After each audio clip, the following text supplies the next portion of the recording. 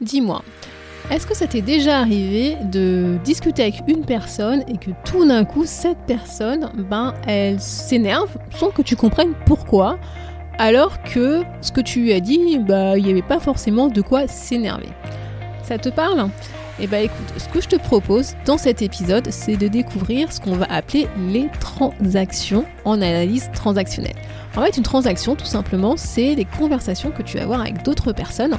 Et il se peut qu'en fonction de la manière dont tu vas parler, l'état du moi que tu vas solliciter quand tu vas discuter avec certaines personnes, il se peut que tu fasses surgir un conflit parce que tu n'as pas forcément utilisé le bon registre de communication quand tu t'es exprimé auprès de cette personne. Donc si jamais tu veux mieux comprendre éventuellement des disputes que tu as eues par le passé ou des conflits que tu as avec certaines personnes quand tu discutes avec elles, cet épisode est parfait pour toi.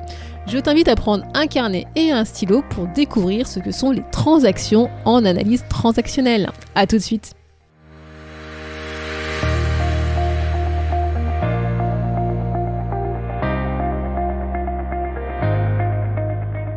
Bonjour à tous et à toutes, vous êtes sur le podcast Le quart d'heure d'Inspire Action.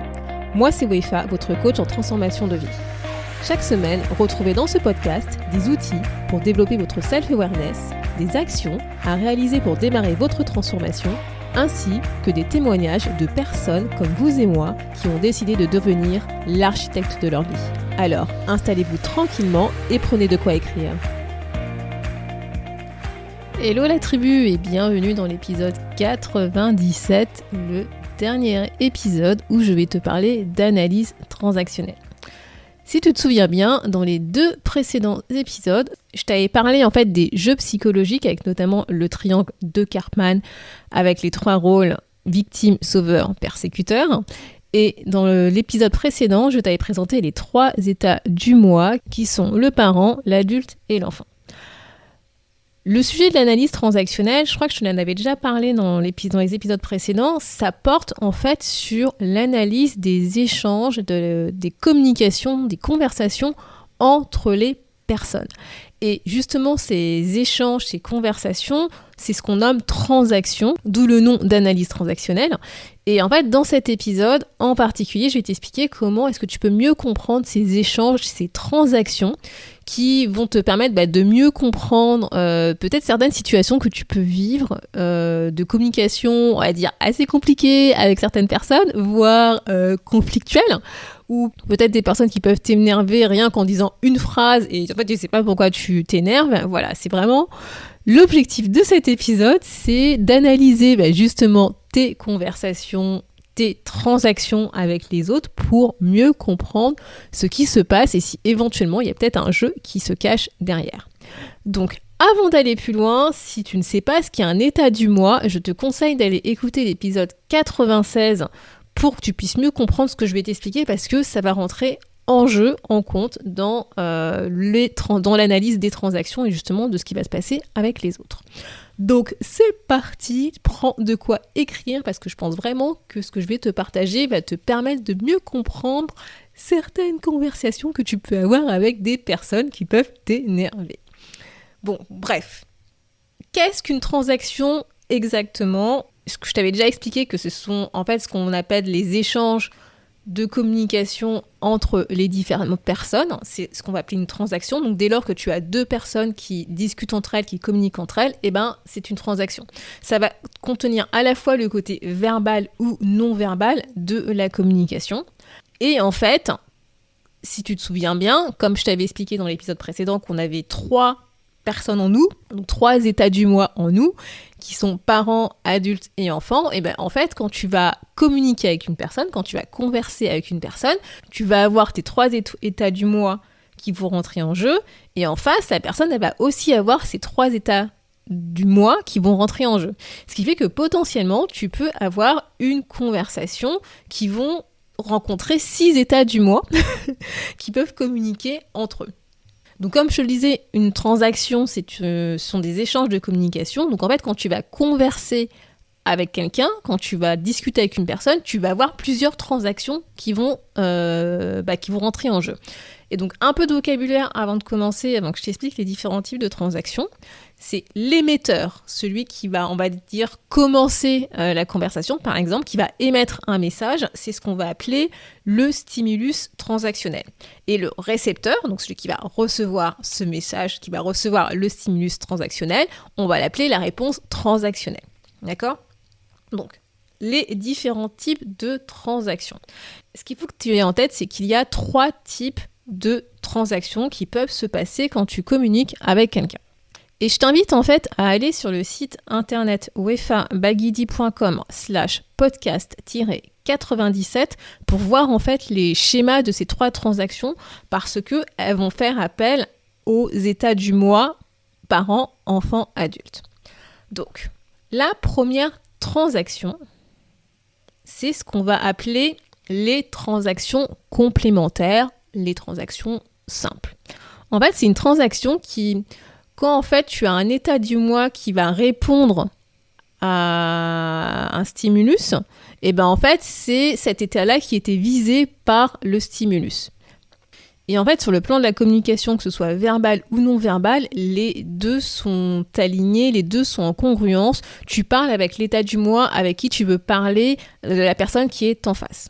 Donc, pour t'illustrer en fait ces transactions, de manière générale, je vais te prendre des exemples. Donc, un exemple dans le monde professionnel et un exemple dans le monde personnel.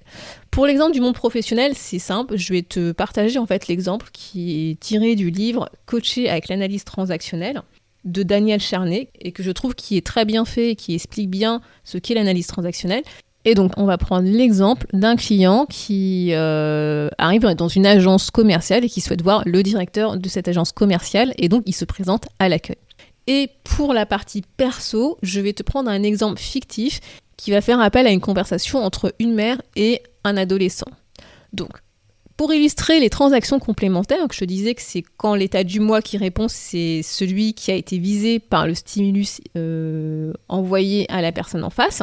Dans l'exemple professionnel, par exemple, si on revient avec l'exemple de notre client qui va dans une agence commerciale. Le client, en fait, va utiliser son état parent en disant « Mademoiselle, allez me chercher votre directeur, s'il vous plaît ».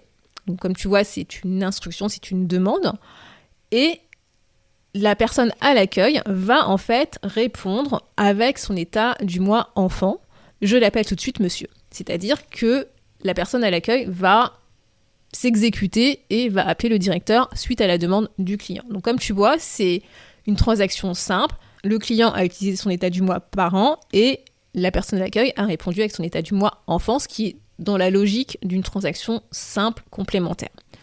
Je vais te prendre un exemple perso, où là, pour le coup, ce sera plutôt les états du moi adulte qui vont communiquer ensemble. Par exemple, donc je prends l'exemple de la mère et de son ado. La mère qui demande à son ado « À quelle heure dois-tu te lever demain ?» Voilà. Et l'ado répond « Vers 7 heures ». C'est, comme tu vois, c'est très factuel, il n'y a pas d'émotion, c'est une information simple que la mère demande à son ado, et l'ado répond simplement à la réponse, factuellement vers 7 heures. Et là aussi, c'est encore une transaction complémentaire parce qu'on parle d'adulte à adulte. Par contre, ce qu'il faut avoir en tête, c'est qu'il ne faut pas tout le temps utiliser le même type de transaction complémentaire, c'est-à-dire soit parent-enfant, soit adulte-adulte. Il faut plutôt varier en fait ces transactions complémentaires en fonction du contexte, en fonction de la personne, parce que sinon, tu peux arriver à 2 autres types de transactions qui là vont pas être aussi simples que ça, et c'est ce que je vais t'expliquer justement dans quelques instants.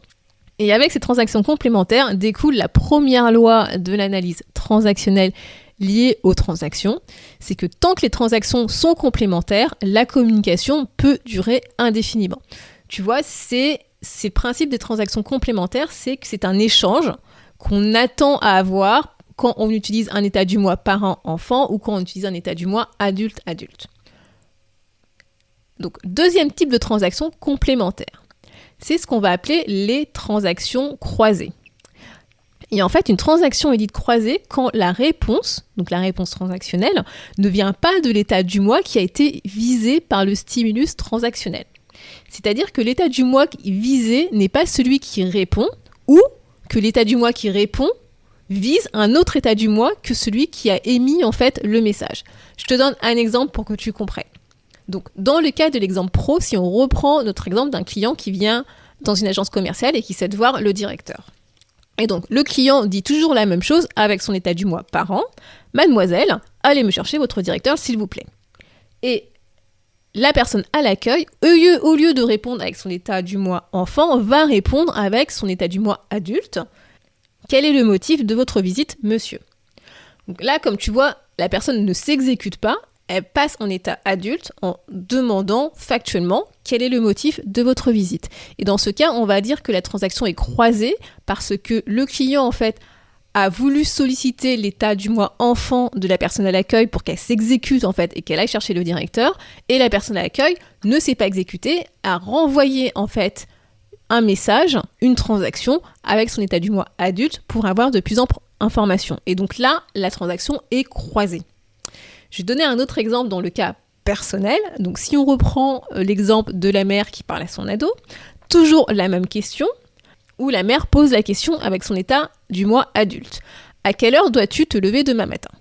Sauf que son ado lui répond avec son état du moi enfant, et plutôt enfant rebelle. Oh, tu vas pas encore me faire la morale sur mes heures de coucher, hein, s'il te plaît. Voilà. Donc là, comme tu vois, la mère pose une question avec son état adulte, où elle souhaite juste avoir une information à quelle heure son ado doit se lever demain matin, et son ado, au lieu de répondre avec son état du moi adulte, va passer sur un autre registre avec un état du moi enfant, et voire enfant plutôt rebelle, ce qui fait que la transaction va également se croiser, parce que ce n'est plus de l'adulte qui parle, c'est que là on passe de adulte-enfant qui parle. Et en fait, tu vois, dans le cas des transactions croisées, la conversation, elle est interrompue. À partir du moment où tu croises une transaction, donc tu ne réponds pas avec l'état du moi qui est visé ou vice-versa, en fait, il n'y a plus de conversation. C'est interrompu. C'est justement la deuxième loi de l'analyse transactionnelle sur les transactions, c'est que quand la transaction est croisée, le système de communication en place est interrompu. Et là, tu vois, je pense que tu commences à comprendre que si jamais la conversation continue avec des transactions croisées, tu risques de commencer éventuellement à t'énerver ou à rentrer en conflit avec ton interlocuteur en face. Et en fait, pour que la communication puisse reprendre, il faut revenir sur des transactions croisées, et donc ça veut dire qu'il faut que l'un des interlocuteurs change en fait son registre, son état du moi. Et donc, la dernière transaction que je vais partager avec toi, donc le troisième type de transaction, c'est ce qu'on va appeler les transactions cachées. En fait, une transaction cachée, c'est quand en fait le stimulus n'est pas exprimé de manière explicite, mais plutôt sous-entendu. On peut appeler aussi ces transactions à double fond. En fait, tu vois, ce sont des transactions un peu complexes parce que... Comment expliquer ? Parce qu'en fait, dans le stimulus, dans la phrase que tu vas dire, en réalité, il y a deux messages. Tu vas avoir le premier message, en fait, qui va être appelé le message au niveau social. Donc, c'est ce que tu vas dire. Ce sont les mots qui sont prononcés. C'est ce qui est dit verbalement. Mais tu vas avoir un second message caché et qu'on va appeler le message psychologique. Justement, ce sont les mots qu'on ne va pas dire, mais qui vont pouvoir être ou non plus ou moins entendus par l'interlocuteur. En fait, l'une des formes de ce type de transaction cachée, je pense que tu dois le comprendre, c'est ce qu'on va appeler les sous-entendus. Et je vais donner des exemples concrets parce que tu vas le comprendre et je pense que tu l'as déjà vécu et notamment c'est pour ça que tu es rentré en conflit avec certaines personnes. Bref, si on reprend l'exemple professionnel du client qui va dans l'agence commerciale, et donc là on est dans le cas où le client en fait attend la venue du directeur, donc il attend à l'accueil.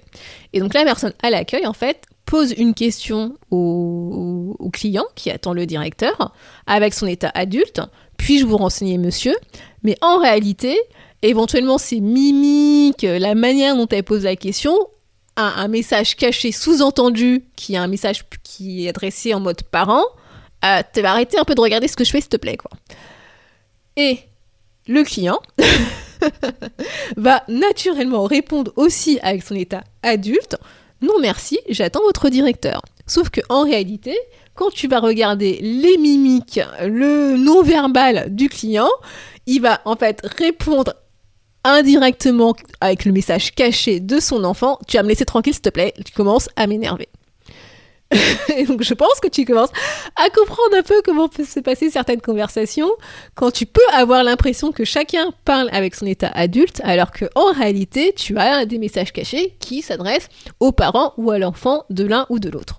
Et un autre exemple avec le côté plus perso, si on reprend la mère et son ado avec la même phrase que la mère va poser en état adulte, à quelle heure dois-tu te lever demain, sauf que tu vois dans son non-verbal qu'elle a l'air plutôt énervée, que son ado n'est toujours pas couché, et donc le message sous-entendu c'est « t'as vu l'heure, faudrait peut-être que t'ailles te coucher, mon coco », et que l'adolescent qui a compris ce message caché va répondre avec son état adulte « je pense que je vais me lever vers 7 heures », sauf qu'en réalité, pareil, c'est mimique ce non-verbal, sous-entend à sa mère « tu vas peut-être arrêter de m'emmerder s'il te plaît maman ». Voilà. Donc si jamais tu es parent, ou si jamais tu es enfant, je pense que tu as déjà vécu ce genre de situation où tu essayais de parler avec ton état adulte, mais en réalité, c'était pas du tout ce que tu pensais, ce qui sortait de ta bouche. Et ce troisième type de transaction cachée va justement illustrer la troisième loi de l'analyse transactionnelle liée aux transactions, c'est que la transaction cachée, ou la transaction qu'on va dire psychologique, en fait, elle prime sur le message social, la transaction sociale, c'est-à-dire ce que tu dis. Donc, c'est pas parce que tu vas dire quelque chose que forcément, ça sera le vrai message que tu veux faire passer aux personnes. Et ça, pour le coup, je pense que tu le comprends très bien.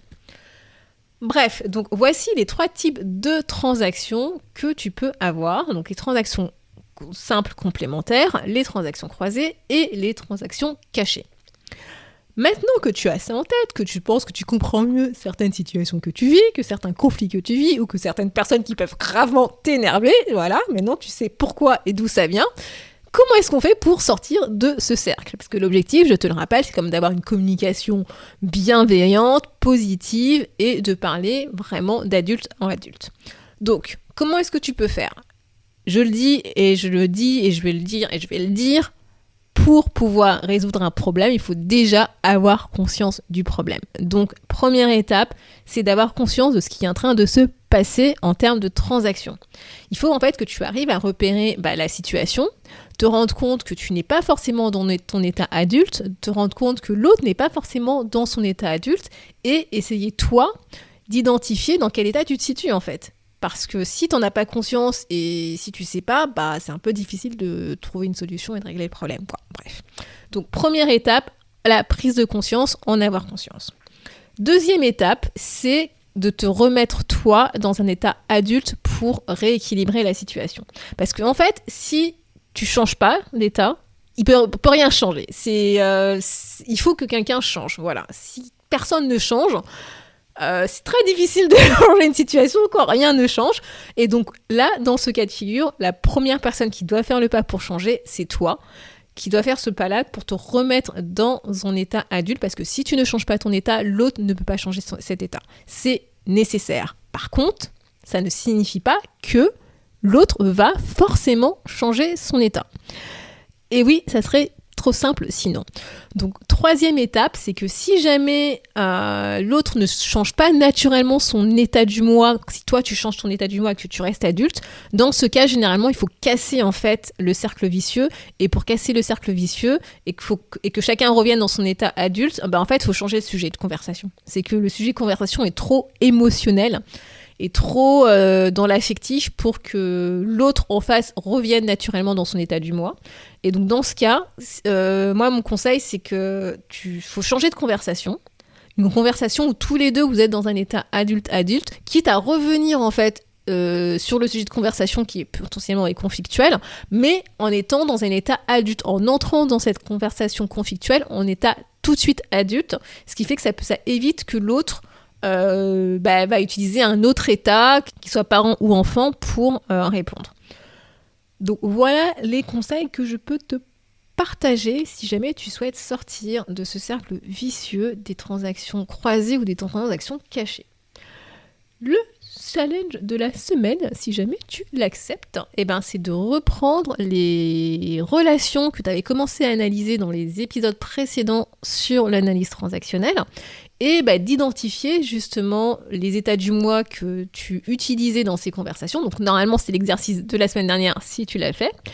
Et de créer en fait les transactions que tu as avec ces relations, avec ces autres personnes dans des conversations, alors si possible conflictuelles, pour que justement tu arrives à mieux comprendre ce qui se passe, c'est quel état du moi qui agit et qu'est-ce qui fait que justement l'autre personne en face réagit de telle manière et qu'au final vous arrivez à un conflit, voire à une dispute.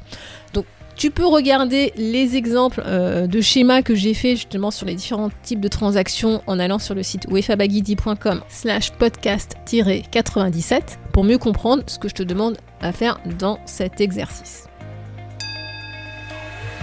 Et si jamais tu recherches un espace virtuel pour t'aider à travailler sur ta communication, sur ton relationnel et plus largement à démarrer ta transformation de vie, je te propose de rejoindre notre communauté, La Tribu. La Tribu, en fait, c'est une communauté virtuelle qui va t'aider à développer une meilleure connaissance de qui tu es. Tu vas pouvoir également partager tes interrogations et tes réussites avec d'autres personnes comme toi qui cherchent à transformer la vie et tu pourras également participer à des ateliers en ligne que j'anime pour t'aider à passer à l'action. Tu trouveras également des capsules de formation sur différentes thématiques, des exercices d'auto-coaching pour t'aider à avancer et à travailler à ton rythme sur tes points de blocage. Et surtout, tu pourras me poser toutes les questions qui te viennent en tête sur le développement personnel.